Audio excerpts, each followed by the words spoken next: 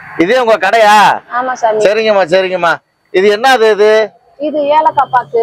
ஏலக்காய் பாக்கு. ஏலக்காய் பாக்கு. இதுக்குள்ள ஏலக்காய் இருக்கா? சரி. எண்பது ரூபா. ஒத்த ரூபா. சரி இந்த மாதிரி ஒத்த ரூபாய்க்கு 2 ரூபாய்க்கு வியாபாரம் ஓடுச்சுன்னா நீங்க எப்படி கஞ்சி குடிப்பீங்க? என்ன செய்ய, வேற வழி இல்லையிலமா, அப்படித்தான். அதே பெருசுன்றாங்க. அதுல விளையாண்டுவாங்க.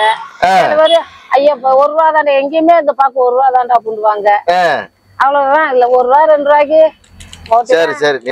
வியாபாரம் நல்லா ஓடுச்சுன்னா நீங்க வந்து உங்க அப்பா அம்மாவை கும்பிட்டுட்டு இருப்பீங்க. நீங்க மாதிரி சந்தோஷமா.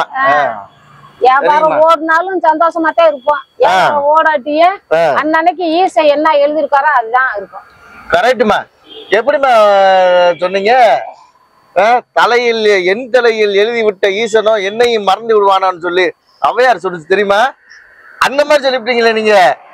ஔவையார் மாதிரி சொல்லி அந்த அம்மா. இவ்வளவுதான். நம்மளுக்கு முன்ன கூட எழுத போறது இல்ல. நைட்டு இந்த மக்களுக்கு இவ்வளவுதான் படி அளப்போம் அப்படின்னு சொல்லி அளந்திருந்தா அந்த படி வீண் போகாது. ஒரு நாளும் சேர்த்தேன், ஓராட்டியும் சேர்த்தேன்.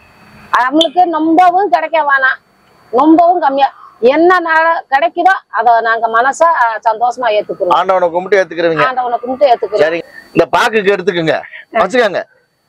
அரிசி வாங்கி சாப்பிடுங்க. நீங்க அரிசி வாங்கணும்ட்டீங்கல்ல.